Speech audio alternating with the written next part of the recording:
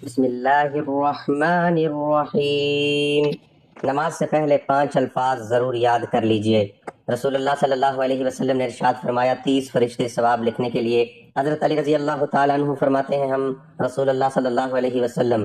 میرے محترم بھائیوں اور بہنوں اور بزرگوں، آج ہم ایک ایسے موضوع پر بات کرنے جا رہے ہیں جو مختصر بھی ہے مگر اجر کے اعتبار سے بہت عظیم ہے۔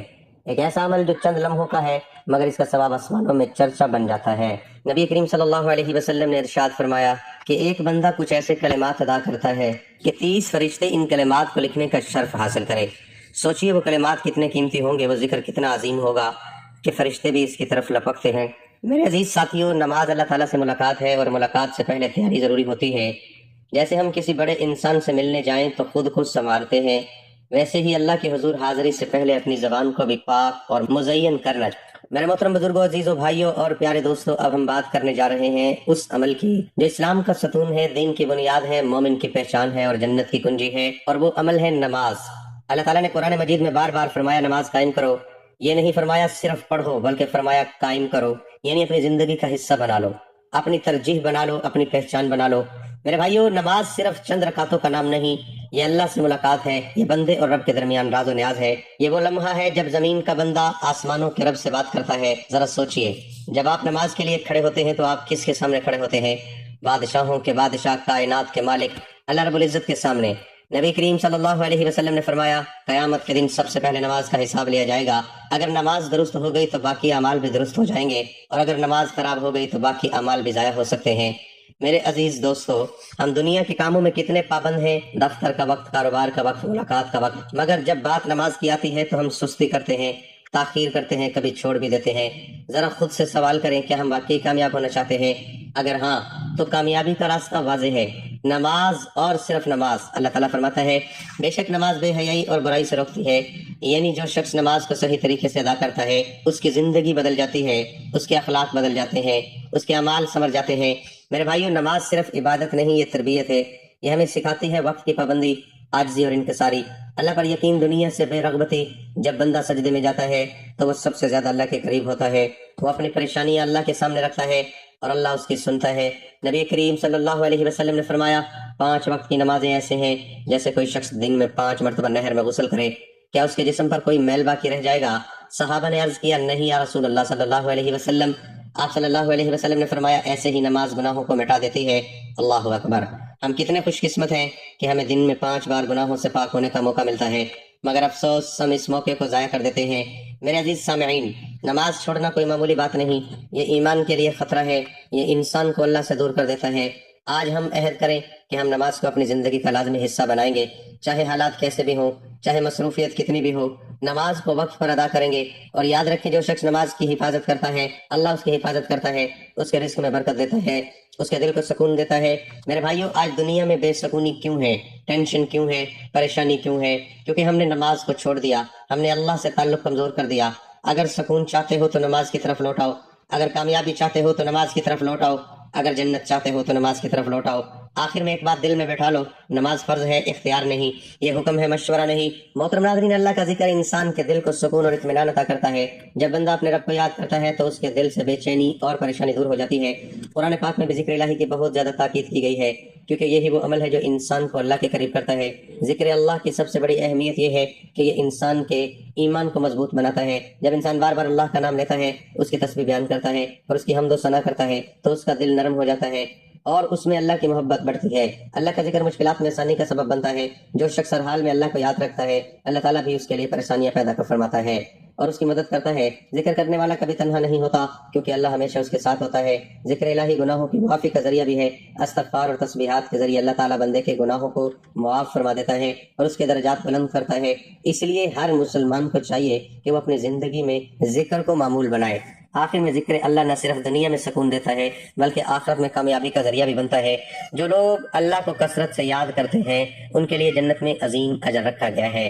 لہذا ہمیں چاہیے کہ ہم ہر وقت ہر حالت میں اللہ کا ذکر کریں، زندگی کو اس کی یاد سے منور بنائیں۔ محترم ناظرین، اللہ کا ذکر جو دلوں کو زندہ کرتا ہے، روحوں کو تازگی دیتا ہے اور انسان کو اس کے رب کے قریب لے آ جاتا ہے۔ یاد رکھیں یہ دنیا کی چمک دمک، یہ وقتی خوشیاں، یہ سب فانی ہے، لیکن جو چیز ہمیشہ باقی رہنے والی ہے وہ ہے اللہ کا ذکر۔ قرآن ہمیں بتاتا ہے کہ دلوں کا سکون صرف اللہ کی یاد میں ہے۔ جب انسان پریشان ہوتا ہے، جب حالات اس کے خلاف ہوتے ہیں، جب کوئی سہارا نظر نہیں آتا، تو ایک اللہ کی صدا اس کے دل کو سکون سے بھر دیتی ہے۔ اے سننے والو، ذکر صرف زبان سے الفاظ دہرانے کا نام نہیں، یہ دل کی حاضری کا نام ہے، یہ رب کے ساتھ تعلق جوڑنے کا نام ہے۔ جب بندہ سبحان اللہ کہتا ہے تو وہ اپنے رب کی پاکی بیان کرتا ہے، جب وہ الحمدللہ کہتا ہے تو وہ ہر نعمت کا شکر ادا کرتا ہے، جب وہ اللہ اکبر کہتا ہے تو وہ اعلان کرتا ہے کہ میرا رب سب سے بڑا ہے۔ میرا عزیزو، ذکر وہ دولت ہے جو نہ کبھی ختم ہوتی ہے نہ چھینی جا سکتی ہے۔ یہ وہ خزانہ ہے جو قبر میں بھی ساتھ جاتا ہے اور قیامت کے دن نجات کا ذریعہ بنتا ہے۔ آج ہم اپنی زندگیوں کو دیکھیں، کتنا وقت ہم دنیا کے کاموں میں گزار دیتے ہیں اور کتنا وقت ہم اپنے رب کو یاد کرتے ہیں۔ آئیے آج عہد کریں کہ ہم اپنی زبانوں کو ذکر سے تر رکھیں گے، اپنے دلوں کو اللہ کی محبت سے بھر دیں گے اور اپنی زندگیوں کو ذکر الہی سے روشن کر لیں گے۔ اللہ تعالیٰ ہمیں کثرت سے اپنا ذکر کرنے والا بنا دے اور ہمیں دنیا و آخرت میں کامیابی عطا فرمائے۔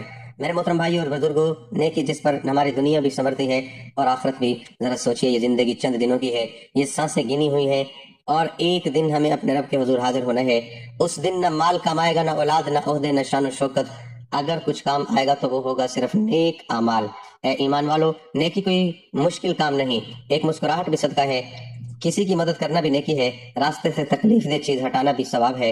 لیکن افسوس، ہم بڑی بڑی نیکیوں کے انتظار میں چھوٹی نیکیوں کو چھوڑ دیتے ہیں، حالانکہ اللہ کے نزدیک کبھی کبھی چھوٹا عمل بھی بہت بڑا بن جاتا ہے۔ میرا عزیزو، ہر سبحان اللہ ایک نیکی ہے، ہر الحمدللہ ایک خزانہ ہے، ہر اللہ اکبر درجات کو بلند کرتا ہے۔ اور سنو، نیکی کا بدلہ صرف دنیا تک محدود نہیں، اللہ تعالیٰ آخرت میں اس کا کئی گنا اجر عطا فرمائے گا۔ آج اگر ہم ایک قدم اللہ کی طرف بڑھائیں تو اللہ 10 قدم ہماری طرف بڑھاتا ہے، اگر ہم ایک نیکی کریں تو اللہ اس کے کئی گنا بڑھا دیتا ہے۔ تو پھر کس بات کا انتظار ہے؟ آؤ آج سے اپنی زندگی بدل دیں، ہر لمحہ نیکی کمائیں، ہر سانس کو ثواب میں بدلیں، نماز کی پابندی کریں، سچ بولے، والدین کی خدمت کریں اور ہر حال میں اللہ کو راضی کرنے کی کوشش کریں۔ یاد رکھیں، یہ دنیا امتحان ہے اور کامیابی صرف اسی کی ہے جو نیکیوں میں آگے بڑھ جائے۔ اللہ تعالیٰ ہمیں کثرت سے نیکیاں کرنے والا بنائے اور ہمیں اپنا پسندیدہ بنا لے۔ اللہ تعالیٰ ہمیں سچی توبہ کی توفیق عطا فرمائے، نماز کی پابندی عطا فرمائے اور ہمیں ان لوگوں میں شامل کرے جو قیامت کے دن کامیاب ہوں گے۔ آمین یا رب العالمین۔ محترم ناظرین، جب نبی کریم صلی اللہ علیہ وسلم مدینہ تشریف لائے تو یہاں کے بلند حصے میں بنی عامر بن عوف کے یہاں آپ اترے اور یہاں 24 راتیں قیام فرمایا۔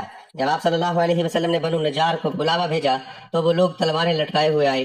انس نے کہا، گویا میری نظروں کے سامنے نبی کریم صلی اللہ علیہ وسلم اپنی سواری پر تشریف فرما ہے، جبکہ ابوبکر صدیق رضی اللہ عنہ آپ صلی اللہ علیہ وسلم کے پیچھے بیٹھے ہوئے ہیں اور بنو نجار کے لوگ آپ صلی اللہ علیہ وسلم کے چاروں طرف ہیں، یہاں تک کہ آپ صلی اللہ علیہ وسلم حضرت ابو ایوب کے گھر کے سامنے اترے اور آپ صلی اللہ علیہ وسلم یہ پسند کرتے تھے کہ جہاں بھی نماز کا وقت آ جائے فوراً نماز ادا کر لیں۔ آپ بکریوں کے باڑوں میں بھی نماز پڑھ لیتے تھے۔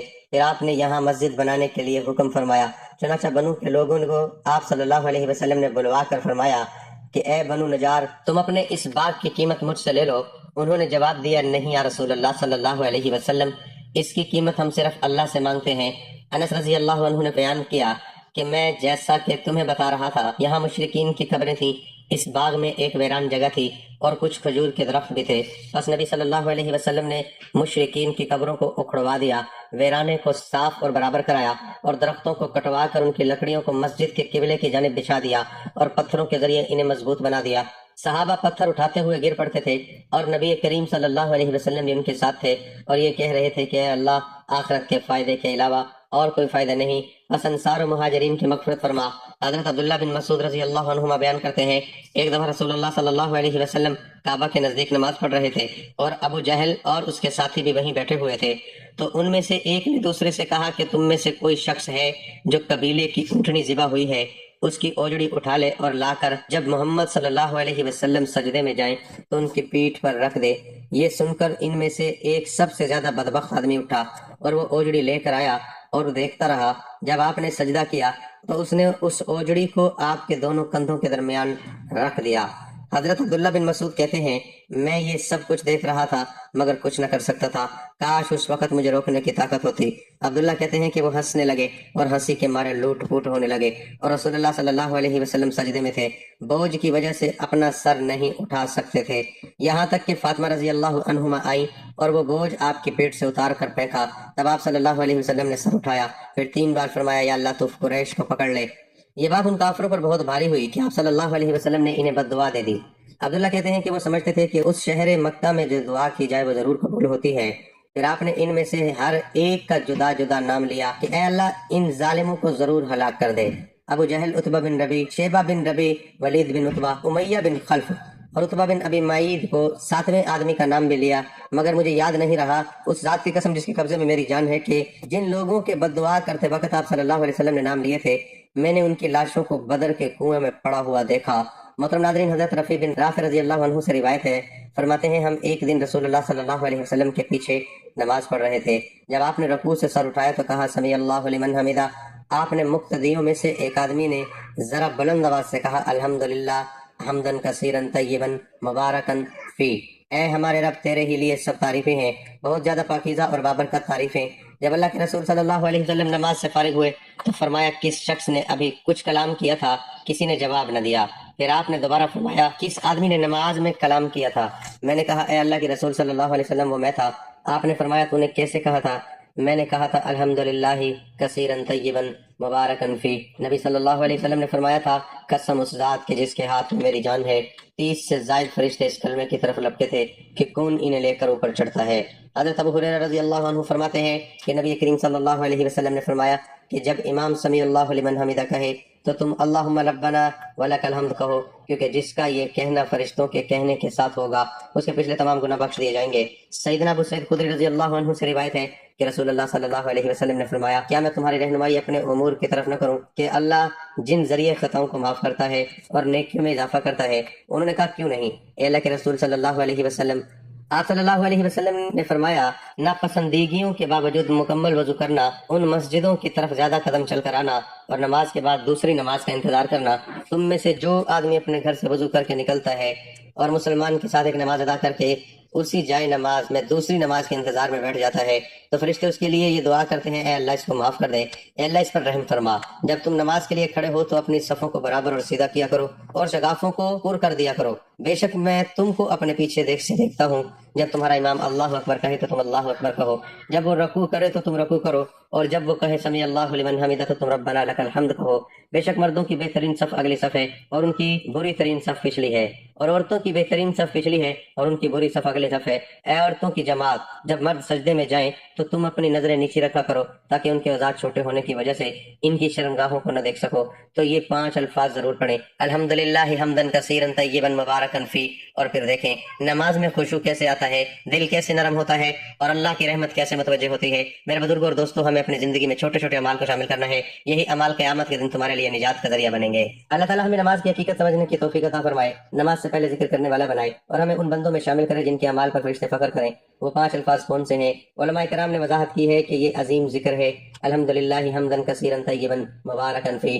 آؤ اس کا مطلب سمجھتے ہیں۔ الحمدللہ تمام تعریفیں اللہ کے لیے ہیں، حمدن کثیرن بہت زیادہ تعریف، طیباً پاکیزہ تعریف، مبارکن فی برکت والی تعریف۔ یعنی بندہ کہتا ہے اے اللہ میں تیری ایسی تعریف کرتا ہوں جو بہت زیادہ ہو، پاکیزہ ہو اور برکت والی ہو۔ میرے بھائیو یہ کوئی عام جملہ نہیں، یہ دل کی گہرائی سے نکلنے والی حمد ہے۔ جب بندہ یہ کلمات کہتا ہے تو اللہ کے ہاں اس کی قدر بڑھ جاتی ہے۔ حضرت علی رضی اللہ عنہ کا قول ہے کہ نبی کریم صلی اللہ علیہ وسلم ہمیں ایسے اعمال کی تعلیم دیتے تھے جو بظاہر چھوٹے ہوتے مگر اللہ کے ہاں بہت بڑے ہوتے ہیں۔ یہی اسلام کی خوبصورتی ہے، تھوڑا عمل بڑا اجر۔ سوچنے کی بات یہ ہے کہ ہم نماز کے لیے کھڑے ہوتے ہیں مگر دل دنیا میں ہوتا ہے، زبان خاموش ہوتی ہے، تیاری نہیں ہوتی، تو کیا ہماری نماز میں وہ لذت آ سکتی ہے جو صحابہ کرام کو آتی تھی؟ نہیں۔ جب تک ہم نماز سے پہلے اپنے دل کو نرم نہ کریں، اپنی زبان کو ذکر سے تر نہ کریں، اپنی نیت کو خالص نہ کریں، تب تک وہ کیفیت نہیں آئے گی۔